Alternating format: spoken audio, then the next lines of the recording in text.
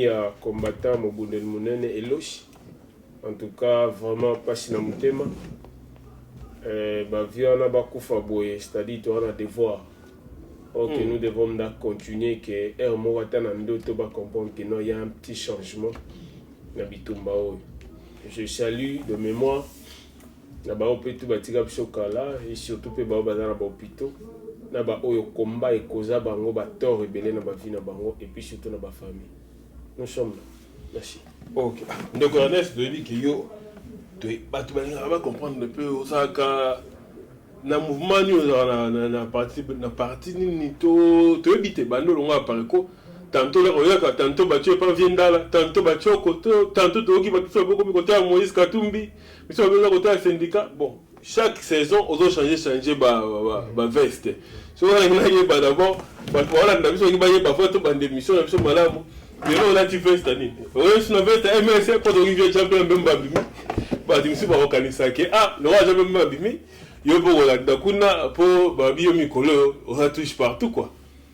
En tout cas, c'est normal ba congolais chez bazana pour ça ba yeba bongo po et ça pas bemba ba congolais baza et pas vienda la ba congolais na pariko ba congolais ba ngutu wana bazana couleur ndambu ya mboka na biso ngai na wuta na pariko mais na kotambulaka na idéologie ou eza ya vérité pour na bitumba mboka ezalaka te na couleur ya parti songolo nazalaka nde na constance ya kolibérer peuple congolais.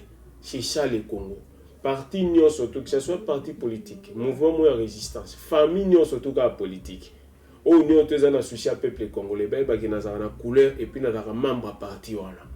Ceux qui baza na solo. Voilà, mais kobosana te biso avant tout tozali na identité qui prime ya UK. CRC. C'est ça toujours la famille.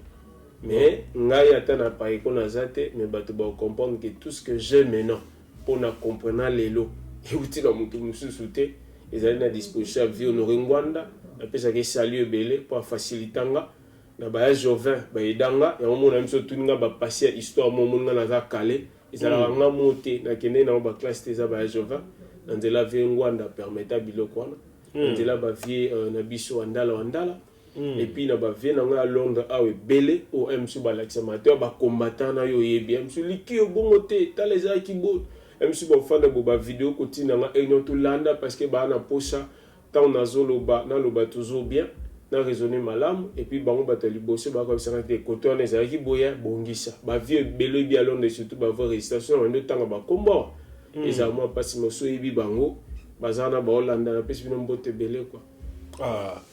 C'est bien dans le lobby, dans mon niveau possible, je n'ai pas sur Outaming, mais dans les réseaux sociaux, tu évites de publier quelque chose la dernière fois. Je pense que Zaki se retourne à Jean-Pierre Mimba, autant côté, on peut calamité. Tout le monde a qui, des comment on a retrouvé, pour faire quand même capture d'écran, à se déclarer qu'à Zaki, membre à parcours à lobby, qu'il y en a de compte à la Bolonga, et Bokendara, parce que Bolonga, bon, il y a la Tumbi, papa. Bolera mbongo ya Katumbi po bo torpiller à Pareko. Lobana no yo zo ba biso bien te papa. Malgré ko zo pesa ba lo zo ko ba kizaka yo. Et loko eza malamu na peuple congolais omoni na ye na message en pesa mais au bandinga nano na makambo eza yo papa eza ki peuple ba lo bana lingi na ibisa bango. To éclairci po li solo zo tambola to zo mona ba commentaire na Facebook trop mais le ba to y ba partir aujourd'hui peuple congolais ba koma kozela so biso to leki to ya musu ko lobelo moko ya polémique so bofinga mutu netinga Ernest na raisonnaka. Et puis, ceux qui appellent ça critique, te critiquer, mais nulle part n'a offert la vie au Ngwanda. Jamais. Ceux qui bande comme sous basala ba finga na bango, ezali nzela ou ematisa rabatu. Talanga na zalaki 40e na pareko. Viwa no zolo bandala wandala mutu a respect belé. Asala parti politique na comme nango eno. Azali mutu photo respecter belé. Et puis il y a Zalaki vice-président en même temps secrétaire général à Pareko na poussa na kita pembeni na été mais au monde na ba congolais mbala moko bazo tianga on dirait ngana yesu indeni quelque part na féliciter ba owana ba sala po bazo matisanga peut-être bazo yebate mais yango te mutelaxi makambo na ngai na mona na katumbi te na batinda pe mbongo te mutu moko pete et pas ya ba ya corrompre ngaso po na katumbi na yebi makambo wana te c'est siko so bango balobi na ngabongo et bongo papa na biso moko no ngwanda era sala ki CNRC batuni question lobi na ba Félix na ba Moïse ba koya po na ba travailler ensemble est-ce que vient aura l'équipe mbongo c'est-à-dire eza biloko ebetamaka wana ba benga ngo bato azana information te esengi pe kaka ezala ndengo wana ezala ngo pe prompter na yebi ka na souci na biso peut-être il a pointé la chose juste pour na alingi quand même celui toyoki yango toloba na tikala ozomba Katumbi te na kutana Katumbi te na tikala ta okota na siège ya Katumbi te eloko moko te soki apare konde tienga mbeli bongo ya kokosela makambo merci eza nango problème te eza nango malamu peut-être baosalelanga mpe moins publicité na place oyo peut-être nga nazali na ya olala na félicité ya mingi mais bakongolais ni otu bayeba ngai eloko ekorompa eza vérité depuis naza na appareil côté mouvement oyo ekorompa na discours ya kobloke ba musique na discours ya kobunda na discours ya kotika ba famille na bango mpona bolingo ya Congo eza CRC depuis kala ta vana landa pe na kota nazala lokola membre comment actif et puis naza cadre na appareil quoi parce que biso tout na idéologie vie quoi ya résistance mais na kata idéologie comprendre nga naza ngwanda na ndenge ya idéologie mais cela n'empêche papa so baboti mwana pe akola abala asala pe famille na ye c'est normal tout le monde appelle ba famille msu mwana boti mwana machi ndoi ya kota famille mwasi ezala ngo pe problème te c'est-à-dire na kozala ka na kati na côté père azali mais tant ozo yokanga ça on a roloba bien na batutu mana pariko batikala na ba poste mais biso to tikala na drapeau ya vérité na idéologie yango so tozo lo batishan ki no voir si quoi ouais bango baza la paix et ça l'a bien quoi après Ngwanda peut-être Ernest mais après Ngwanda c'est qui après Ernest c'est quoi appelle na batu nga ba vena nga bazé belé pewa ezara papa Ngwanda te na féliciter bango toujours sans bango sans binonio surtout na ba obozoka Ernest c'est nul na beta en musique te ngamba Congo pezaka yanga te to analyser ka to interpréter to yoka na façon na biso so boyamba ngo ezate pona leki bato ezande peut-être pour bozo sentir que oh bino bozana na mité mangana lobi yango yango nde place wana na tombaka bien. Ok, to continue sur la actualité tout dernièrement là le cas qui te le bela qui sorti à Jean-Pierre Bemba te le bela qui paye makambu ya maman Justine Kasavu ndanga comme qui présidente na bino na kati ya diaspora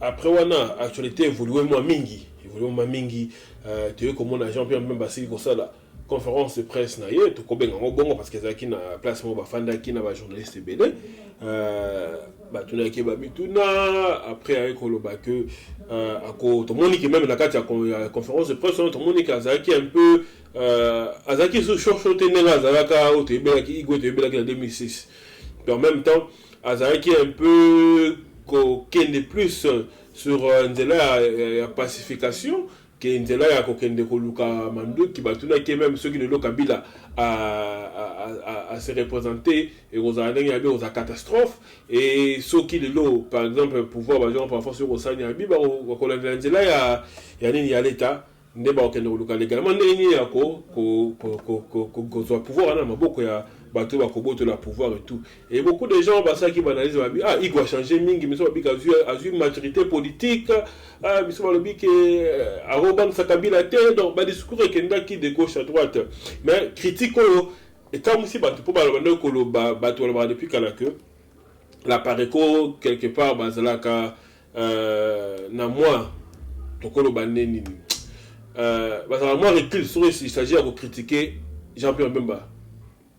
Mais tu vois comment on a attaqué Salami, papa Honoré Ngwanda Bimi, Diboso va comment qu'il d'être na aide du patriote, Bikete, bon baza contre Jean-Pierre Bemba à trahir peuple. Nandenga décidé kozonga na Congo, peut qu'on participer na mascarade ezali ko permettre qu'on maintenir Kabila na pouvoir. Et en plus de cela, papa Honoré Ngwanda Yemoko babaki d'abord un azaki jape matériel qui espoir oh ba quand bazaki ça nango bazaki na espoir na pe ba pesa que confiance ya mingi et en plus après on rengwanda yemo ba ko bima lisusu asali ya yepa apparition médiatique na kati wana pe a critiquer Jean-Pierre Memba lisusu a bêti cet alobi que Kabila la raloba kazana passion pour le Congo azali ko laksa bango ba opposant wana yo so que yé alingi atika na pouvoir. Mais les gens comprennent que les gens peuvent saisir les gens.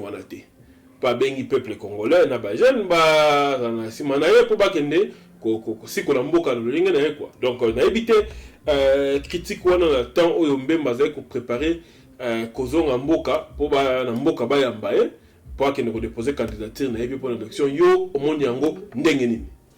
En tout cas merci na question. Question au Tuninga Nangina yebisa na peuple congolais raisonnement nanga. Ah loba papa. Mais avant tout, nazo saluer batutu baleki avant et puis analyse ya papa Norengwanda. Pour nanga soki bofandi na kati ya ndaku soki papa zo pesa conseil azora mingi passé et puis akendaka mingi na présent où elekana lekana na ndaku. Et pas utiliser le passé. Bana ba utilisera présent ou na balabala. Soko tali na la plupart des cas parce que ba papa soyi ba ki musala à côté na bureau, atamboli na voiture ou bien zuni na kamba mo fainde na ndako. Bato batika la so ba ki ba place ya ki ba misala ba tambola na nzela ba telema na coin ezara ba jeune. Je pense que l'analyse ya papa Ngwanda ponanga ezali mingi kolobela ba fact o ya passé et puis olobela vraiment ndenge ni makambo esala na kati ya ba bureau ndenge ni makambo ezala na kati mais ce qu'on ngata na ina loba na zo ngana loba na place oyo papa et on sou a télé maraté pour yazana ba honneur rebelle c'est-à-dire na nzela na place peuple na ba jeune obiso to na ko télé ma place ebele yango nde yango sko yo tuninga na ina loba parce que na landiye place moko alobi ezana ba jeune depuis papa nongo na banda loba ka ba jeune c'est-à-dire quelque part azape na posa yo ka ba jeune de ba olo alors ba papa tout ba acteur politique nyos ba leader nyos ba mama ba noko ba tata mwasi ba master ba yaya tout ça na ba leki bana boyoka onga na yebisa bino. Je pense que si vous avez un mot flou vous obi ma peut comprendre parce que nabi que ça solo oyebi politique ya lelo ezarasu ezolobama otali nani ndazali na kati nani ndazali bana nani ndazo samaka na azo profiter na biloko wana omeki ko pesa ngo basine engna lo baboy na tanga ki livre moko babe ngo les sociétés secrètes bazo catégoriser peuple na 3 dimensions ou bien na 3 classes. Classe ya liboso baza ba peuple qui agissent bato basala ka musala oyo kese ba lobby comme ba osala ngo. Deuxième babenga ba spectateur des événements. Troisième eza bato ba ka koloba bakamwa kaka après ba événement oka kongo ka photo ka bolango ba combattant au père ba vingwanda na père ba politicien na pe ba lobby na kati ya famille politique okuta bato na nyos na kati ya mouvement nyoto okuta ka bato na baza 3 atala mouvement pe ba résistant eza na bato ba sala musala na te eza misusu eza ba na kati ya mouvement ils sont là spectateurs des événements et d'autres bazarana ka po ba commenter critique sur eloko échoué mais tant yo zala ki on a pas no ya kité poto bongisa parmi 3 bato wana 3 classifications na sali eza pe peuple congolais en ndengwana mais to komi na 4e position ya bato yo bazali ba vrai bakonza Congo na landi vi Honoré Ngwanda apesi biso maele moko alobi boye vrai président ya Congo c'est Paul Kagame au Rwanda mais alobi Kabila azali kaka gouverneur ou bien soki ambassadeur ya Paul Kagame soki na logique wana vi Honoré alobi biso ko to poussa mo isusu parce que biso to kendaka libanda elingo lakisa que c'est Kagame azabongo Kagame pa koza l'ambassadeur ya ba président ya Congo misusu baza pe musika oyo mo ba bengi ya batete belé oto mo na lelo na communauté internationale peuple congolais mais on comprend parce que ça dit to poussa mo lisusu sikoyo lokola to comprendre vrai mutu oyo azali na origine ya dissension à Congo nde ezali communauté internationale. Communauté internationale ote oyo abimaka babenge secrétaire à ONU. Eza communauté internationale oyo amonanaka te. O quelque part baklasa bango na ordre moko spirituel tokola ba Illuminati. Bato bazana bambongo ebele oyo bakontrolaka mokili mais oyo omona bango te parce que bango bakontrolaka média. Bato wana bazalaka na ordre mo basalaka. Papa nonga na eda biso na bato ebele nga na lingi siko na rappeler bato. Bato ngo bazalaka ndenge nini? Ya liboso ba créaka problème conflit moko boye salami mais tant bango zo sala eza po ba détourner ba koisa ba tchak désordre mais beaucoup tikala ko comprendre était origine à dissension. On peut remarquer tant Mobutu a eu pouvoir en 65 ils ont toujours na désordre.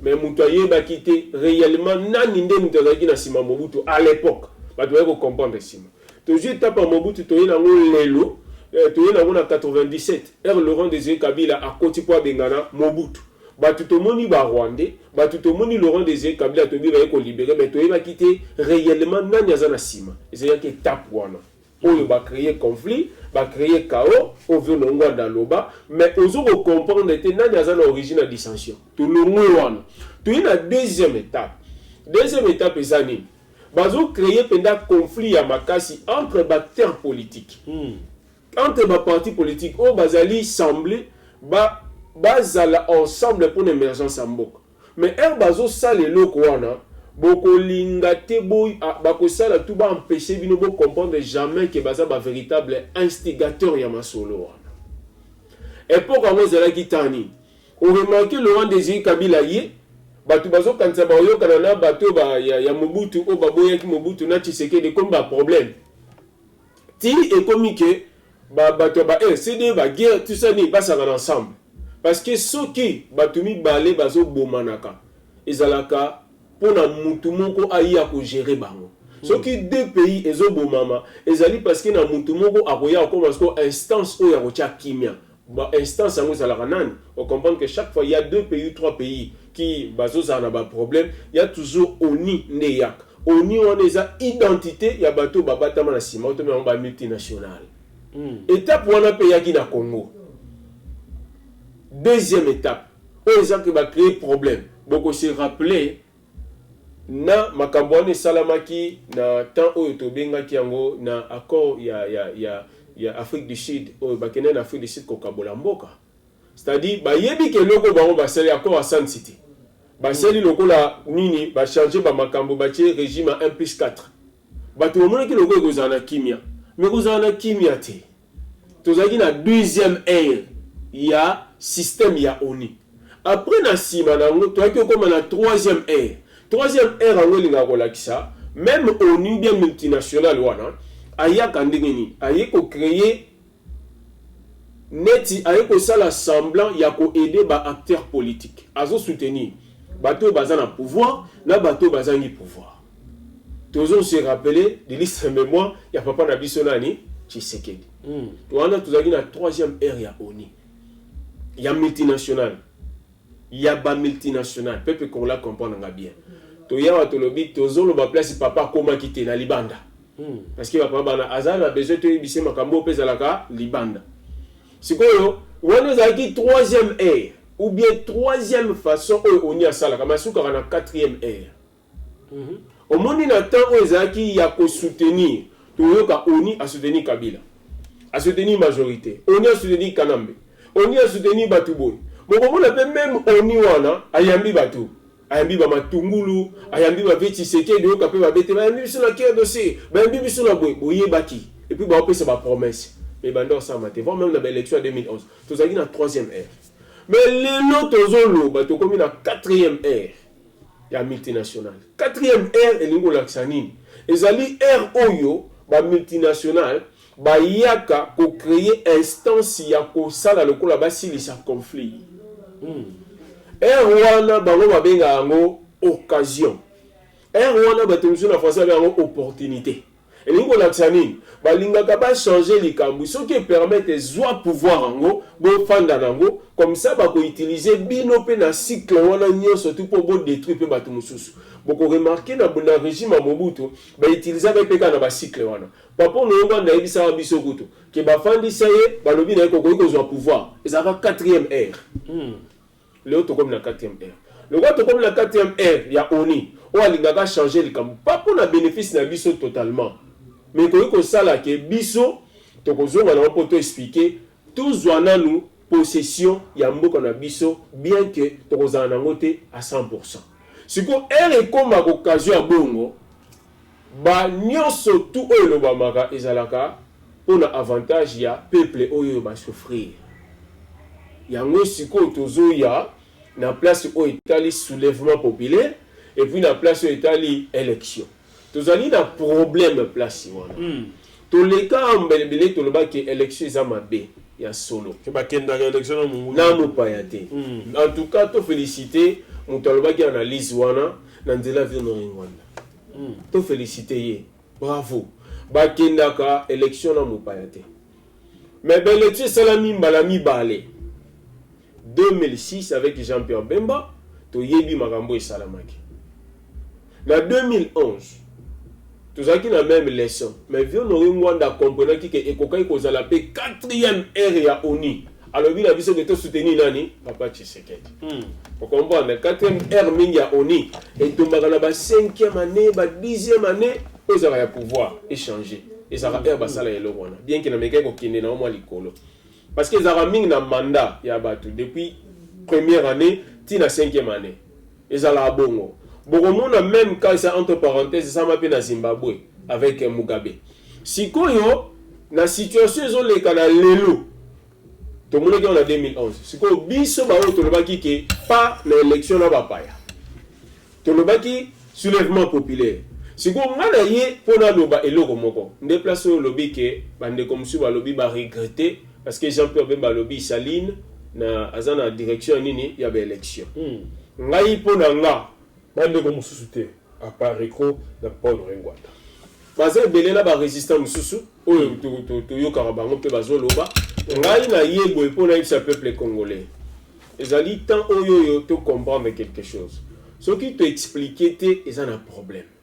peuple akomi na situation ya bava et vient kote oyo tobengi ye kuna babengi ye tolingi lisusu conflit oyo te ezorégner entre baclasse politique conflit wana nde ezosala biso ke tozala na système oyo comment vrai mutu azotia désordre azoprofite nango mais sikoyo tongi toloba boye élection te na mopaya tozali d'accord nango soulèvement populaire tozali d'accord nango nyonso to wana toloba eza mpo nani ebengana nani mopaya mais biso tout na oyo toza na kati ya résistance nous avons compris l'année où l'occupation a eu lieu au Congo. C'était vers les années comme 2001. Parce que Rwanda, Kabila Salinini, Azui Bokondi. Si on a Kabila Azui Bokondi, nyonso tout oyo bandaki kokende na système ke ebakisela ye moins honneur. Et fan de sa Bokondi na eto boya kango. Bogo se rappeler que to linga pas même constitution. Mais parmi l'article de la Constitution, tu vas dire que soutirer Moko, Ozolobake, on y a qui diriger Moka, il faut la caca de père et de mère congolais. Bien que tu aies une Constitution. Mais cet article, comme ils ont un avantage, tu appliques à ce tolo. Oh, vous appliquez quand même. Bien sûr. Oui, la charte et occupation. Charte et occupation, mais na eloko wana, ezali eloko oyo na identité na biso na combat na biso, to ozwango. Ah, oui. Vraiment. Oui. Très intéressant. Développé. Merci. Tozwaki yango. Sikoyo, lelo tozali na deuxième avantage na kati ya constitution. Sur article 10. Oyo le sur éligibilité ya batu oyo bakoza ba candidat. Or, na article 10 wana ezali kokanga Kabila. Est-ce qu'il faut tout rejeter ou il faut tout zwango? Nga pona nga lokola to utiliser oya ko diriger mboka il faut azala de père et de mère congolais na koyo ke longo personnalité ya ko utiliser article 10 parce que kangi Kabila voilà le go là et kangi Kabila a koyo se présenter lisusu te a koyo se sous troisième mandat aujourd'hui comme fact to simbia le go là Kabila se présenter lisusu te azo obligé à couper ça dauphin naïe. C'est-à-dire abimisa mutu moko baké basali ba FCC na bango soki abimisi mutu azali rwandais et que l'élection salami nzela oyo ya soulèvement populaire isa bongo mais toza toujours na souci moko soulèvement populaire c'est ça doit être un programme parce que en 1959 nazaka na question na tuna ya Joven ayesinga le bité ya 1959 ezaka soulèvement populaire teza émeute parce que on les alaka anodin ezé loko mo salama ndengwala mais soulèvement populaire ça doit être programmé c'est un programme or un programme c'est au-delà d'un projet or un projet nécessite un budget programme ils ont nécessité loko beto expliquer bat kotonganda ku c'est un projet mais ko boko la mwana ti mwana ko la bala c'est un programme. Parce que c'est un programme illimité, c'est-à-dire essoukaté. Or, soulèvement populaire, ça doit être programmé de cette manière. Alors, vive la situation tous en Ango, la dimension en la Congo, ce n'est pas facile. Nous devons que tu renoncer à Ango. Mais tous autres, la voie et moyens, ils permettent à Bisso pour tous les soulèvement populaire, mais tout ça, c'est soulèvement populaire. Ce que tu as la direction élection. Dans cette élection, le permet de la Kabila. Déjà, sur Kabila, il y a des discours et occupation et Koufa. Oh, effectivement. Parce que c'est le discours avec le Rwanda. Dans la routine école. Thank you. Vieux le Rwanda Lobibo. En 2001, il y a bandi Makambouné parce que Laurent Désiré Kabila a été Rwandais, mais il y a des Congolais dans la tête, il y a Mboka. Mais tant que Bazu Bokondi Bapesi na Rwandais, il y a des places où il y a Télémi. C'est que ceux qui nous tournent aux alatés, ils ont sous occupation. Ils ont commandé place ou et comme les mots candés, ils ont infiltré. C'est que il faut tout changer méthode à combat. Tout le monde c'est élection ou pas. Parce que vous allez mon amboka. En tout cas permettre là. Continuez. Pour ma question, tout le monde peut la zone là, comprendre que le lobby vie papa lobaki. C'est que moi c'est normal. Au moins là c'est que là. C'est que Pepe Kola Zoyo Kanga et ça les bien. Oh, c'est bon. Continuez papa. La zone c'est la bombe. Ah tout ça ça va quoi c'est ça l'ambiance. Si koyo élection au bazolo bela lelo. Le coup, on a la 4e ère de la multinationale. L'élection, ils avaient utilisé dans le sens à contexte, mais dans le sens à prétexte. C'est-à-dire qu'ils ont utilisé pour la bâtir, mais il y a l'autre salama. Pourquoi? Parce que, à part Kabila s'est présenté, l'élection, on a écouté la bâtir la machine à voter. Parce que dans l'anda qui ni il y a un ambassadeur, deuxième ambassadeur il y a États-Unis, on dit à l'objet que ONU ou bien MONUSCO à Ozalawana déjà parce que c'est il faut à expliquer parce que tant que ma machine wana nanu ba essayer à noter c'est impossible et c'est le quoi parce que na bateau ba machine banane Argentine place ba machine musu se wuta ti le lono ba c'est la noter puis ba boya ki ba passer là donc il ba déploiement ba machine wana partout dans l'étendue Congo et ça mandeni na temps auto ça c'est-à-dire élection ezo sala ke et ça les maté or Kabila sous l'élection salamité azo batama na article moko ya constitution ezolobake à cause de la présidente à l'installation effective il y a nouveau président élu. Si quoi ceux qui biso to lingi to mona te élection na sens il y a prétexte mais toujours na sens à contexte c'est comme mon discours mona Kabila tout ça pour accompagner sans toyeba. Or le gars la biso to golinge le gars tu as besoin de soulèvement populaire et que nous n'avons pas de moyens et cause à la bas canon pour être les misapepe dans toutes les extrémités à Congo par les élections et cause à la BNT ou et que ça les matin dans Kabila oh il y a ça tétini dans les la passion Congo ça là élection et ali moyen ou sensibiliser à peuple partout dans l'extrémité à Congo il suffit pas le baki makabone tamboli BNT peuple à côté les mains directement et ça li que et balani na discours te benga soulèvement populaire.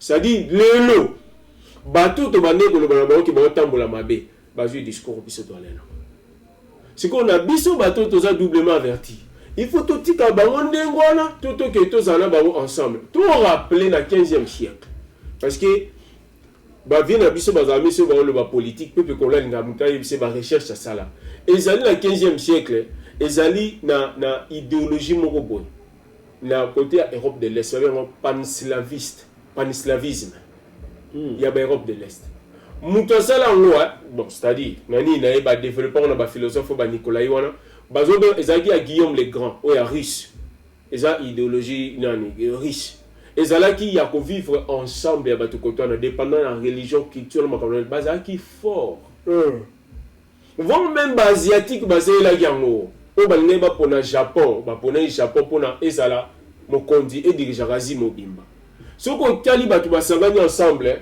et ça la force or viengwanda tali sibiso multinational ninga zana mitu ebele mutu moko o gérant Congo soki ekufi elingo bate mitu mususu nini ekufi mboka lokola Congo na ndenge papa ngwanda lobi na hypothèse que soki élection ezo salema et que ba américain balingi sur Kabila te ba anglo-saxon ba telemeli Kabila ba russe na Chine ba osani ba kotia veto papa na raison mais lokola biso to ke na appel libanda to moni boy na kati ya Syrie Russie na États-Unis ba discuter mingi mais Syrie azali na makasi na ba Chine ya osala loko parce que bazaki na base arrière na kati ya Iran eza pembeni mais na tuna na kati ya Congo na 9 pays limitrophes ezingeli biso yango nyonso tu ba base aérienne américaine na ba français ka bato ba yini Kabila ata moko te na moni ya Russie ou bien Chine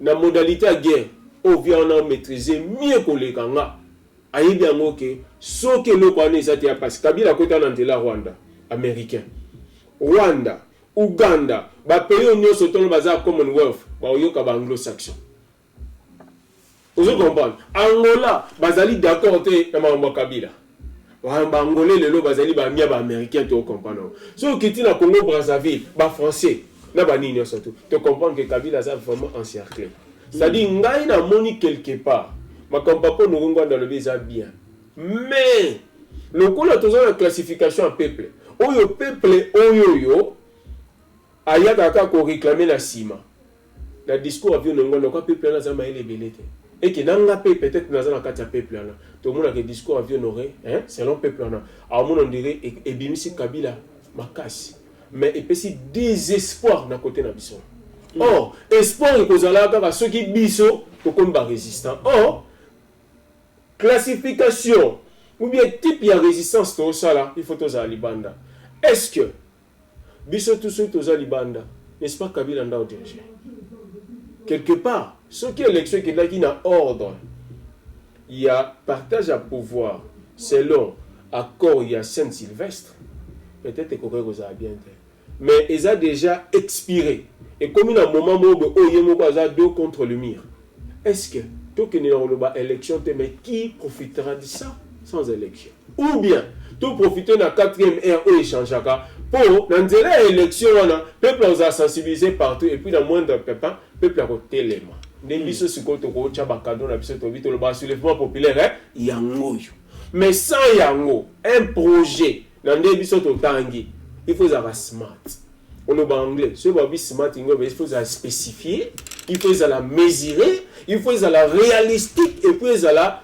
bien timing nango on a ndenge tozali na dispersion moko na éviter na koloba tozali éparpillé discorde ya makasi to fandisa mukoni na ba fief na biso pour na toyeba ke ngai na kozala na côté ya Équateur ou bien na kozala na Kinshasa bato musu baza côté boy exacté to na c'est-à-dire Kabila continuer ko fanda et puis to rappeler le komoko na biso tout tozolo ba lelo to na poto ezala yonde konanga oza mupaya na kata famille no soki na Congo parce que au mona bango ba fanda kuna ba ko mobenda na ta 3 pemene ba yuka na nde ba kosa yo ba ko pe ba camarade ya bana ba pa o bakola siko depuis afdel ekota na mboka il y a de cela je pense ba 20 ans so ba boti bana mono ya Kabila ote ko boto apimeli visa États-Unis tala mula ya komina Ce qui est Rwandais, Ougandais, Moupéanio, surtout à Zimbabwe, comme dans 20 ans, dans le Congo, on a balabala.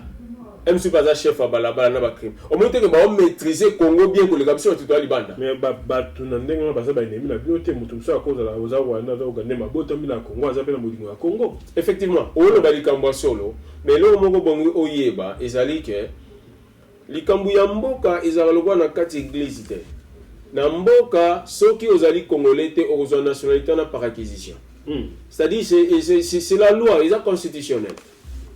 Mais ceux qui ont un égo voilà, et le gotoling ordre. Tu boy moupayate, moupaya na Congo parce que c'est ça ce qui fait la force. Ceux qui ont un mboka, au monde irlandais, indien.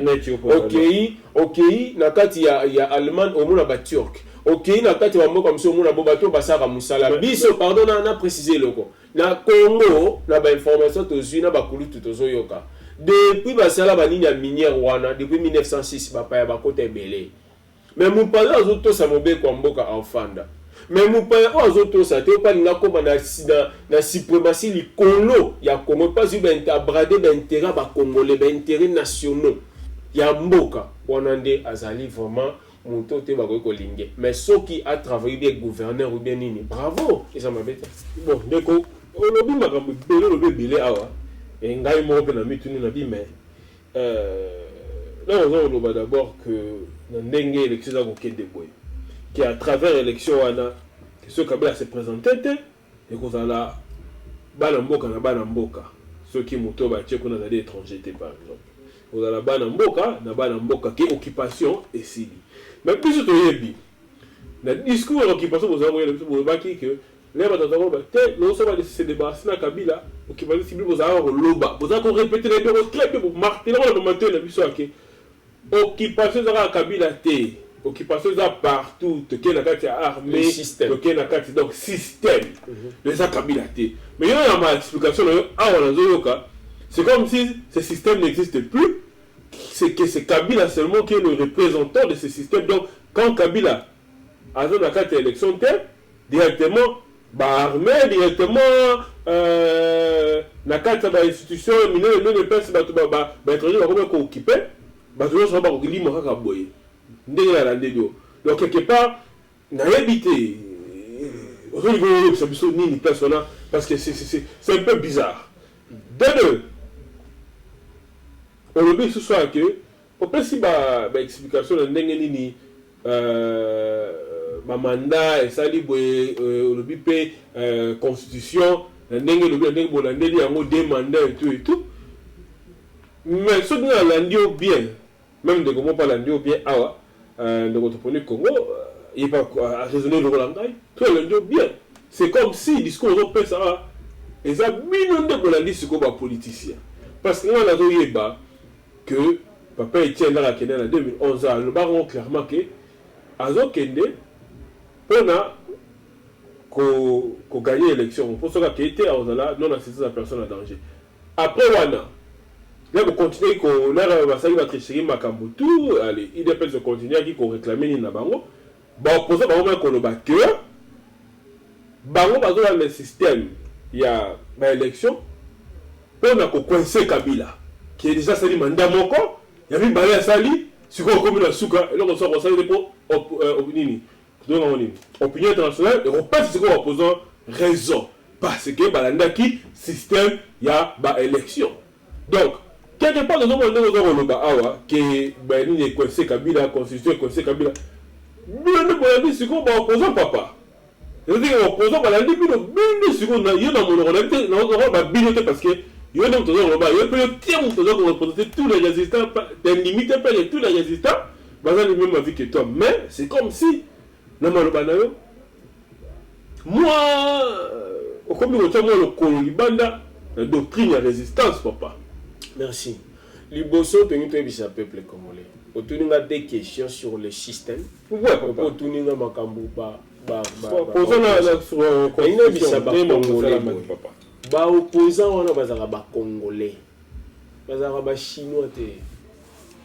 Mais bien le comme ça on dit ba ennemi ba na kati ya bitumba to bandai koloba tozali koloba na bango bazwa discours po bakoma côté moko na biso parce que opposant komi côté moko na biso soki ye muta komo représenter discours en na Kinshasa et que lobi ke ngana landi eza mabete parce que rappelle-toi papa Honoré Ngwanda alobaka ke attention ba komi alobaka oyo mutu akati ndasa nini apesinga mutu azaki na ba siko mutu na zana collabo pena oui bah mais on travaille pour la bénéfice merci siko ngai pe Ernest la koko ya na lobi ke oh mutu oyo zobenge kolabwana ye mutu asala pe musala bweme azali na kati ya kobatama ni kolakisa ke tout collabo ne pas collabo donc on peut ça dans la loba dans la loba ke interprétation il y a papa Honoré Ngwanda il y a mutu mteza na exclusivité à vérité vous comprenez et ni kolba ke papa Honoré Ngwanda na expérience ça nango et ko beta pe musu 60 70 okosu tape place ezo suka wana ngai na ye na 10 wana esali nini ebakisi ndeko mosusu epai na mosusu ape tokomi nini na ba 100%. Sikoyo eloko ndenge naloba boye ntango bandeko na biso bazosala kuna bazokweya baosala effectivement monsieur totali na 2 élections nyonso to osuka mosusu bandeko na biso mpe baakompagnaki élection oyebi élection élection nyonso to face ya ennemi. Ce qui est ce n'est pas nous, mais peut-être c'est mais un peuple. Il faut tous à la mesure capable. Il y a un peuple congolais, makamo biso tozomona lelo. Or, peuple congolais on a autolo un soulèvement populaire. Il faut tous à la en parfaite communion avec ce peuple. Vu proximité oyo tozanango, et ça semble biso moins difficile pe makambo mbongo otokominango. Si quand on a les Camboniens, tout ce qu'on veut bolukaka opportunité aux salabino que bozanini na peuple. Je pense que l'élection, c'est aussi une opportunité. Mais quelle élection? C'est pas l'élection où il y a bataille qui constitution sur mesure à Kabila et pas l'élection que les en 2011. L'élection les ont bloqué l'homme fort. Où il y a ambassadeur ya Paul Kagame. L'intitulé ya occupation et bloqué. Pepe Congolais toi yebi mais Pepe Congolais hôtel mabouita le mama bo sala boyemabe parce que esimba te or silence na biso pe ezo sala ke ye afanda wana pona le bâti installation effective il y a nouveau président élu monique notre silence contribue au bénéfice de qui il y a même pouvoir c'est quoi il faut tous à la responsable tous à la adulte oyo to komona ke soki koto esengi biso to changer il faut tout améliorer les cambo pour na peuple et non ka biso système yozoloba na landi papa biso na Ngwanda alobi boye soki ba kobenga ye a travailler pour la transition il faut armer ba l'accende ni ba général ba olongwa ba l'accende ni ba tantu ba okende on les a vu honoré mais ngana oyebisa boye na bato libanda moi je suis pas ici pour répondre honoré non ala papa en tout cas ba longona ko twana ngana mukio na ona so ba biso libanda parce que ngana za en France ngana na Belgique na Angleterre na kenda partout na Mali na zalaka na zolo ba makambo libanda wana na zo mala loba que na côté wana système to ko combattre en moté na libanda si to bito comprendre to combattre système na libanda ezabiso pasi makasi to ko capter. Mais puis nous avons fait exemple de Gaulle. Nazoya, non, de Gaulle, Moussala Oyo et Sala Manandela Vionona ba résistant. Yagoloba, de Gaulle banda kotinda ba audio. Aza le seul mututa bandi ango. Yesu kutuku batumsu bate yakina banini. Wapi mais message au atika kati. C'est-à-dire ba Vionona na kuta ose sous vidéo. To bosa na ngote batusu ndo finga pe Vionona na ba vidéo. Oh su ka ba passer ma vidéo ko le ka Vionona ngbanda. Ozomona. Et ça est belé et puis vidéo comment on fout en bâton ouais mais bah vu non on aime ces arabes discours ya zopes les lots na TV5 na on les cas qui fout à combien mais c'est chance ces ali pour le la peuple dans la vidéo ma beza on les a qui parenthèse maintenant on le va boy système au wana to combattre on a libanda te mutu parce que système est voyage raté na libanda to combattre président de la République. Parce que RAI, tout ça pour humilier, tout ça, a la faibli la pression. Mais le système est à la place, mon corps.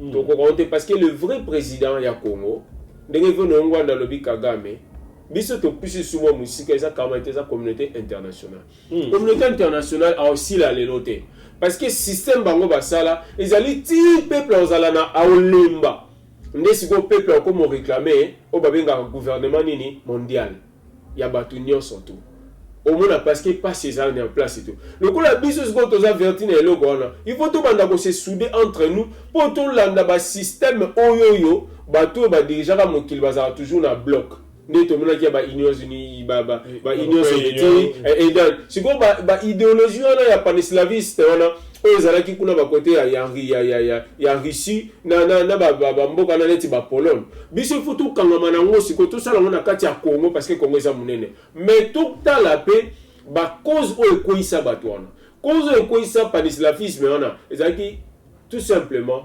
ba cause na ba religion parce que c'était basé sur culture voire même basala drapeau na bon tout le monde na Union européenne mais tout le monde na Union européenne ezoko ya voire même na Brexit au Angleterre petit à petit c'est que net Angleterre ezolongwa Angleterre na kati Europe muto linga azala na force na ye na ba pays Afrique on a nini biso lelo to ko comprendre que lokola ba bazoko ya biso to sala unité pour moko na bango ba comme na compétition ba luka basani ba kangama na biso ba congolais parce que Congo est en centrale c'est difficile discours to le baki eza bien mais vu no ngwana ibisa biso bo le bina le baki minduki mais comment on a ba militaire ba trahir est-ce qu'il faut to question il faut to que nationalement populaire deni ba tutu ba permettre na papa no ngwanda azala améliorer discours mais ngaso le améliorer discours et comme abe ngaite makambo na lobela yo ezali eloko ekozala libération à peuple congolais biso siko pardon au moins to zibo kondi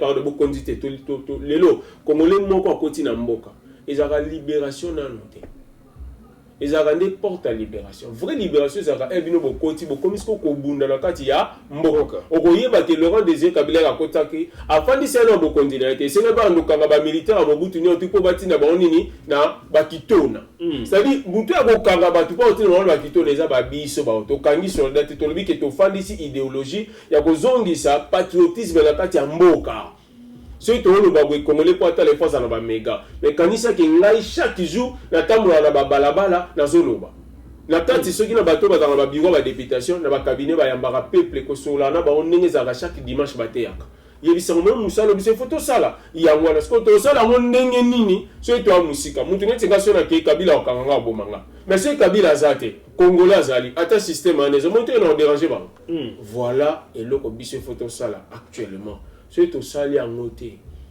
le système là est comme makasi et comme ndenge tozali komona lelo États-Unis ba indien basé sur ma belete oyo tozomona ezaka bisote na ndamba congolais oyo azana mboka ce qui a sili taux de natalité ba paeleki taux de mortalité ba Congo commis beaucoup plus munene to perdre eloko wana alors ils allaient bis opportunité dans là ndeko moko oya kozwa makabone koza malamu dès je chute directement bon je peux dire naka ya Bemba ils ont remarqué que nata ya vechi sekeli quand on naka ya Bemba na chaka moi commentaire moko olobi wana ba tu pourquoi papa Norengo Ndaza na droit ya ko évoluer na discours n'est pas bino peut-être on répond non parce que papa Norengo Ndaza a plus d'intelligence non intelligence intellectuelle mais intelligence et information que yo azana bato ba pesa quand même makambo analyser pour yeba bon nous avons ça maliboso on peut-être ba pesa confiance makasi que yo papa merci pour cause en a raison ma papa na biso ba expérience ebele mais na kati ya musala ata ba otonga immeuble ezalaka ingénieur te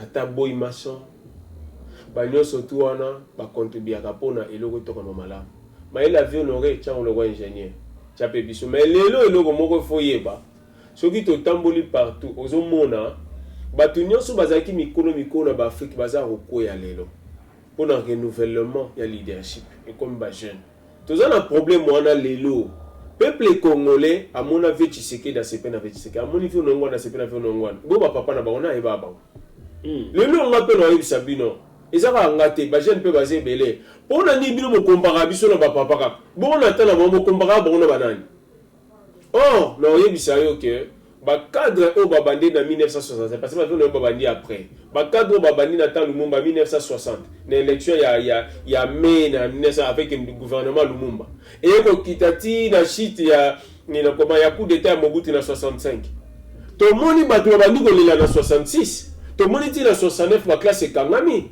mais bato wana ndelo babetela bongo maboko babike bazali ba génie mais ngai ndeni yozo juger ngana na salite yozo juger ngana na salite comment ba papa na biso ava basala misala bayaka poto ba mission de service avant tout bazali ka ba villageois mais ngai na vie o ngana nango na connaissance o ngana zui o bango bande ko zo na formation pour na sala mais ngai siko na vivre nango ba baza ava bakutana mindele fo balata veste on remarque ba photo passeport papa sur ba passeport ça a toujours na cravate ala tine mundela laksa mais telanga ndena na poto na za lège ngai na mundele afandi pembeni nanga na banga mundela ni poto tangi na ye examen msunga na sali na lekie to sola ka to beta ba ko to yebani mais ba papa na biso ndo muna ka mundela kiteli bango ba o respecter siko cadre nino yo lingilo bia kamba Congo ezako ya na complexe ya mundele to oyo awona mundele camarade na raisonner que nga massa nga lobi comme premier ministre a pesa ba injonction na Congo nga na fandi a pesa na villageois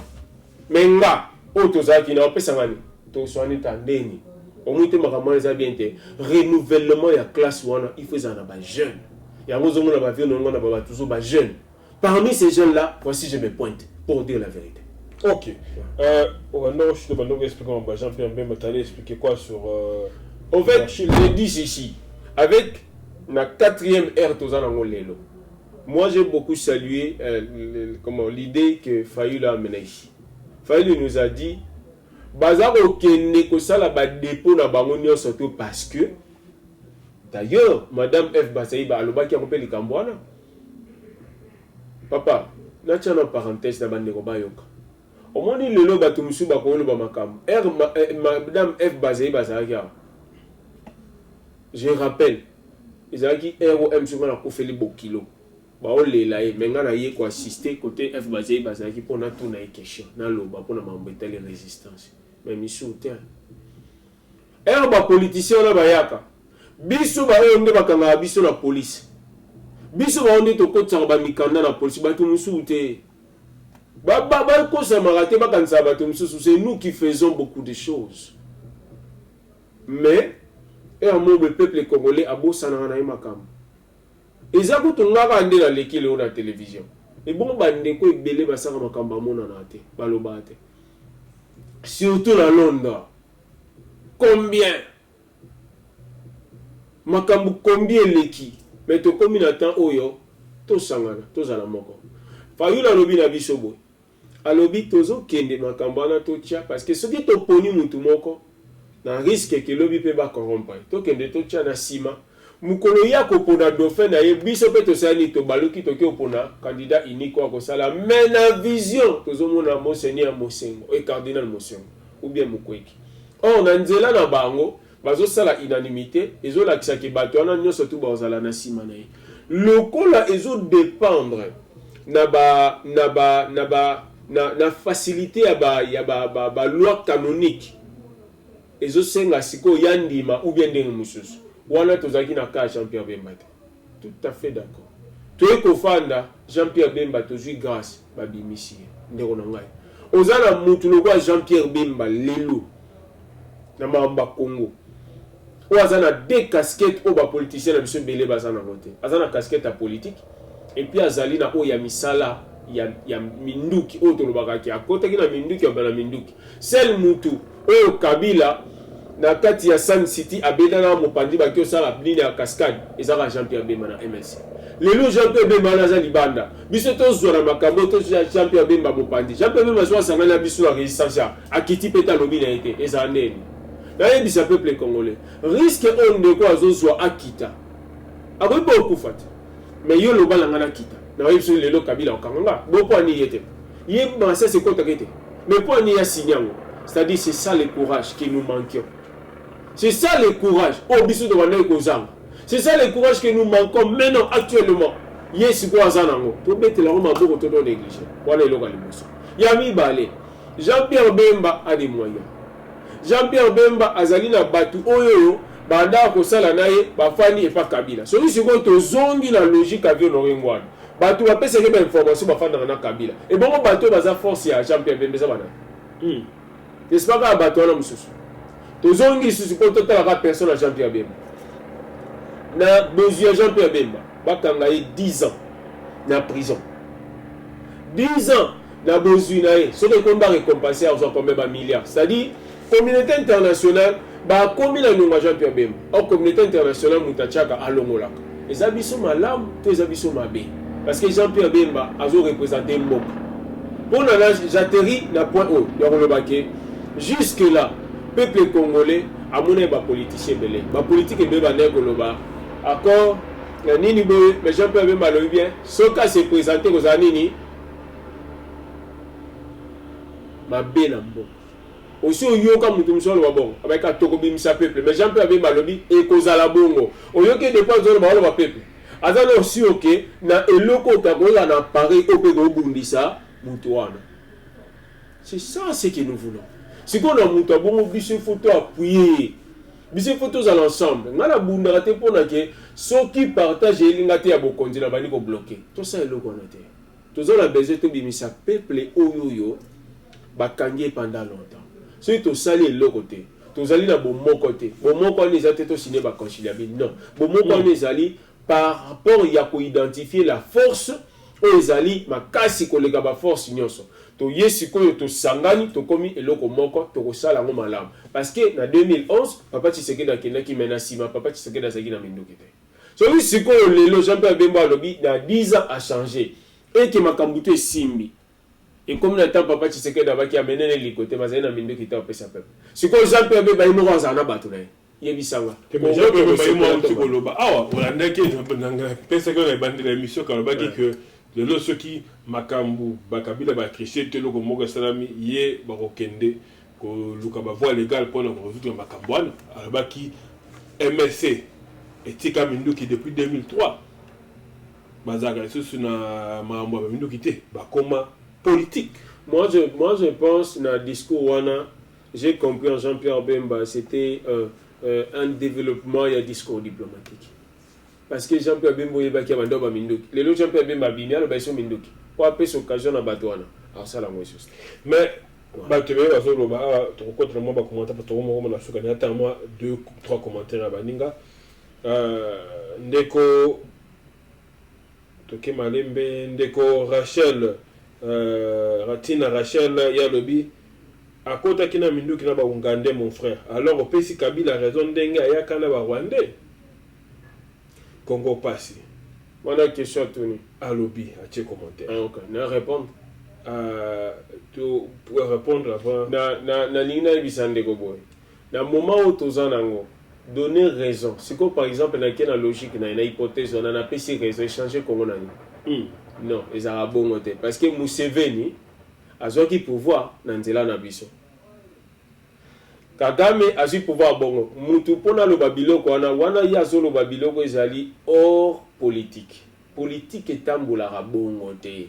Donc tu deviens politicien aujourd'hui de quoi makambo na lo baka na linga toujours que peuple na tambola malamu oyo to azo lo politicien mutu nyonso tu oyo aza ko loba on atala bien-être ya peuple et ça déjà politique c'est-à-dire et ça la mabete ceux qui parlent ba politique.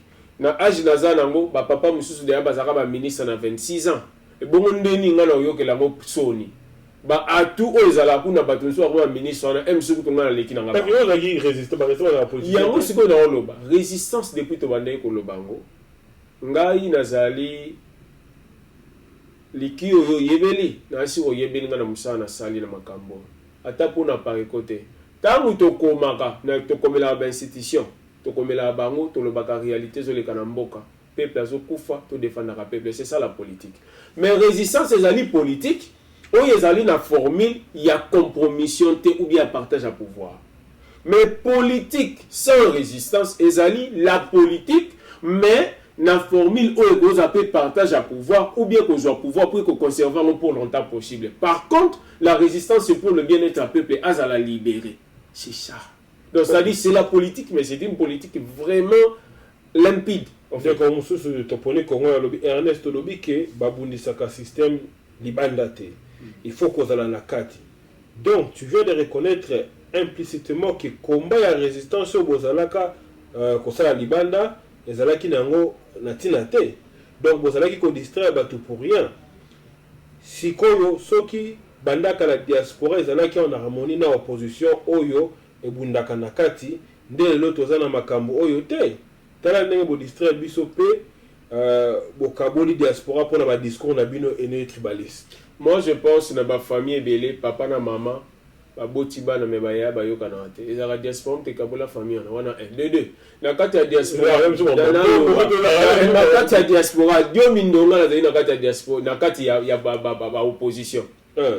Diaspora mte kabola e. Tozoli toye na nani oya ucho kota sinani kala mingi te a oya kome muta Moïse Katumbi nani oya temele papa Tshisekedi kala te a oya na tribunal oya za na prison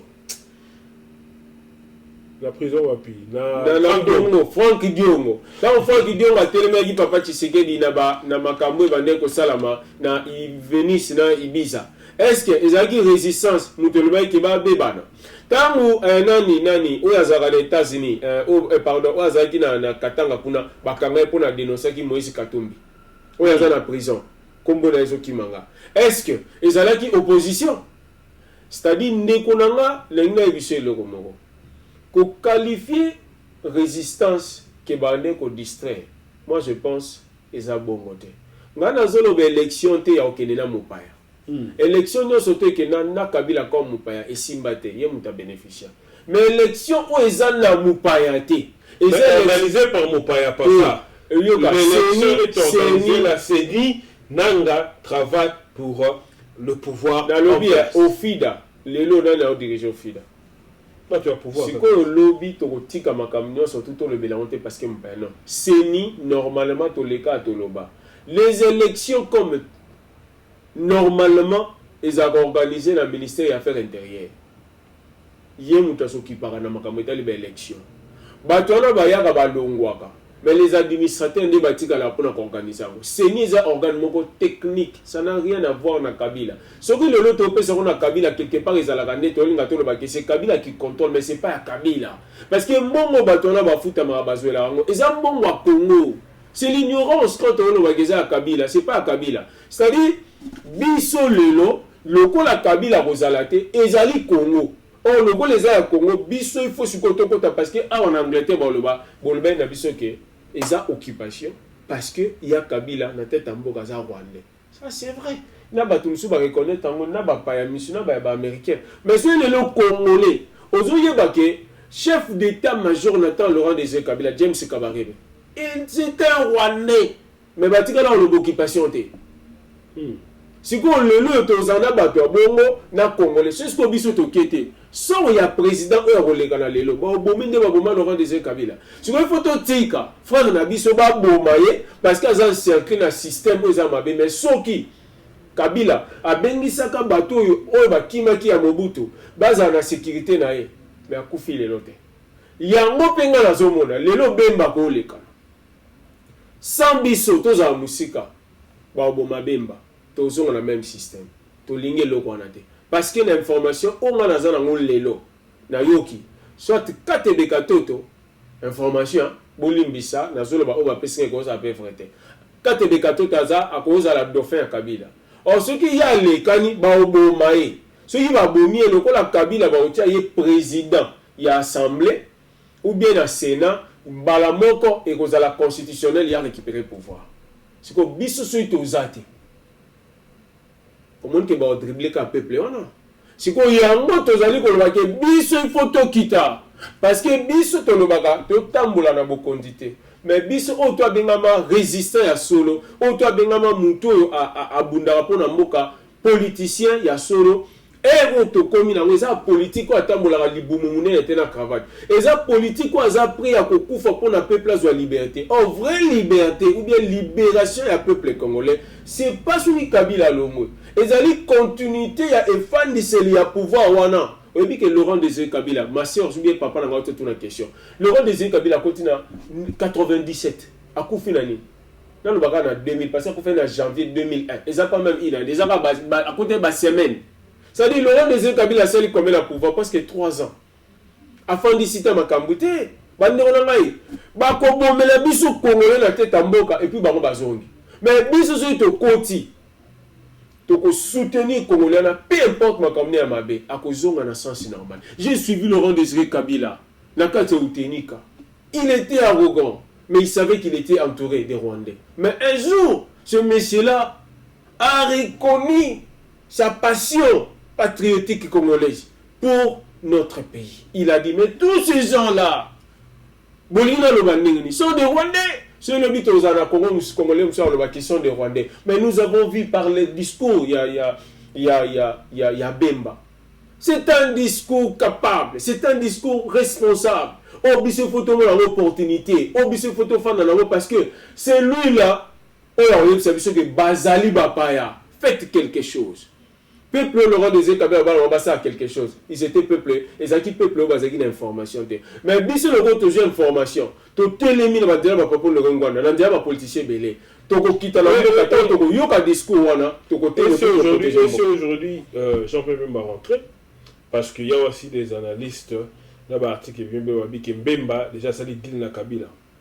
Ça dit comparaison, comment est-ce qu'il y a besoin de faire permission qu'ils ont un amboka, Katum Bazo PSAIT, ça la comparaison, on peut bien analyse et bien que peut-être les gens sous-deal, c'est déjà deal Moko, qui permettre à Zonga, en même temps, peut-être quoi intégrer FCC. Ce qui a accepté l'inacceptable pour une deuxième fois. En tout cas, Bandeko Congolais, quand ils disent Sir Bemba a intégré FCC, FCC et Salamaki Po Bazala, na candidat Moko. Ouais. C'est quoi, on a l'obité, mais MLC a investi Jean-Pierre Bemba comme candidat. C'est-à-dire, l'ongol Mamoko a l'obité. Avant, mais MLC n'est pas signateur. N'est pas aussi co-signataire, je me permets par le volume, ça répond là-dessus. Il y a FCC. Si il y a pour Akota, non. Tout le monde qui prête l'intention, tu n'es pas mon chose. Tu comprends? Mais il vient de dire, ceux qui disent que tu prêtes l'intention, est-ce que le faut continuer dans l'intention? Et là, on analyse le lobby boy. Le blague c'est éligibilité à Jean-Pierre Bemba, selon l'article 10 de la Constitution, il y a une loi électorale. Jean-Pierre Bemba a totalement acquitté au terme de droit extinction, c'est un effacement de dossier. C'est-à-dire ceux qui baliment Nazoya.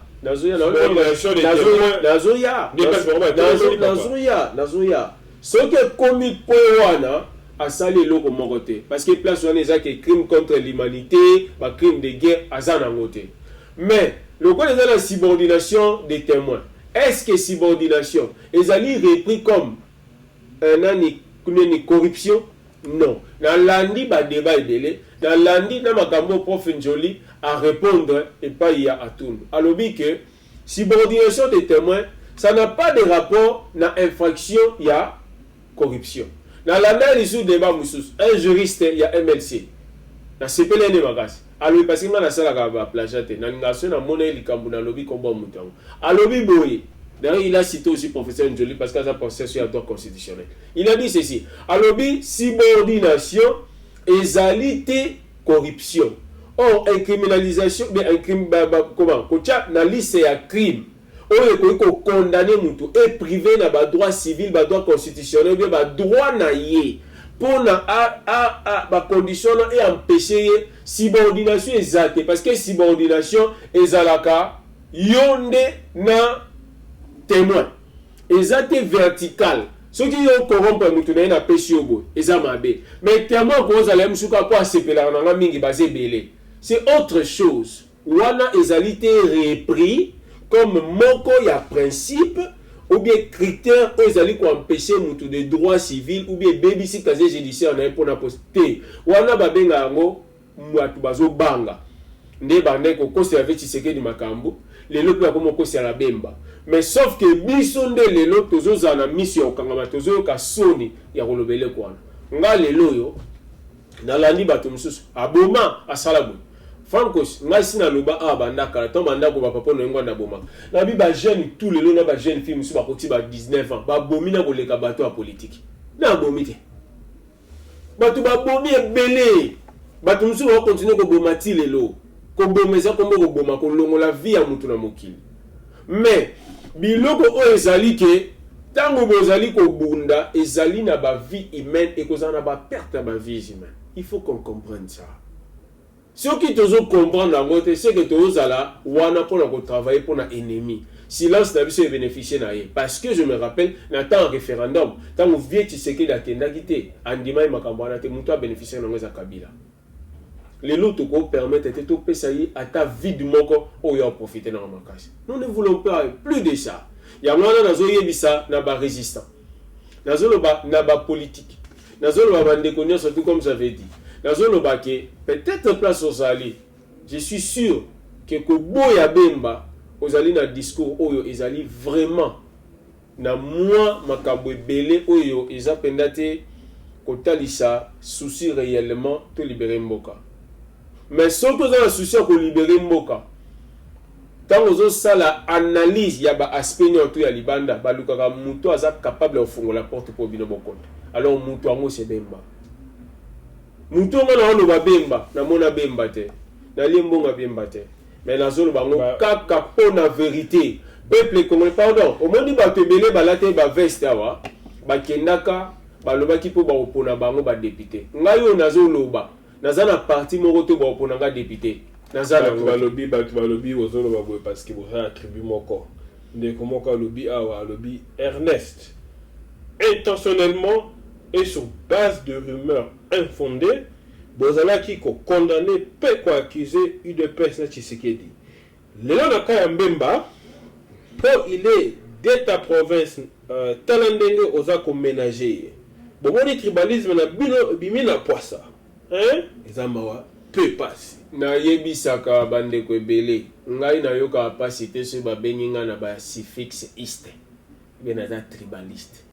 C'est la fierté que je fais. C'est la fierté la fierté que je fais parce que na dingi mutu to bazo benga ngai ke ye penza aza nationaliste nana oyina so babengi nationaliste mutu te est-ce que so babenga tribaliste nde ba fenga non nga na sa on a sens ma bête jamais na koloba ke o bemba pona bemba zali de l'Équateur nga mutu no yebisa bino nazali mongo na mona pas même mandaka na koma pas même Équateur ki bongo ngutu na yoka ka pisiki ndenge nini na yoka ngo pas même yozo condamné ngozo ba pona Équateur ça la faute parce que ba oyo tout o ba travailler na bemba ba oyo tout o ba kenda sa na Kabila ba oyo tout ba kenda sa na Tshisekedi bazaka ka baluba non na moment oyo faut tozala ba patriote c'est-à-dire tous à la nationalité na biso ya Congo na ndenga bitumba tous à na système ba tribaliste bani on les a ba discours ezali creux eza ba discours ezo sunga te ndeko na ngai soki yo lobi bo na côté la Jean-Pierre Bemba po na za bongo bo na 2011 quand na côté la papa Tshisekedi parce que na za muluba na 2011 tu dena ve Tshisekedi na za ki muluba et puis na sali recouvrement de nationalité makambu ya ko accuser ko accuser UDPS na pas Tshisekedi na ba rumeur na ba information infondée mais lelo awa sur base de même information oyo ba ndeko baza ko sala ba analyse na utoko lo bano awa yo ménageango bungi sango le omoni mais obité faut pas qu'on la boy faut pas mais n'a pas été bon parce que ça il faut pas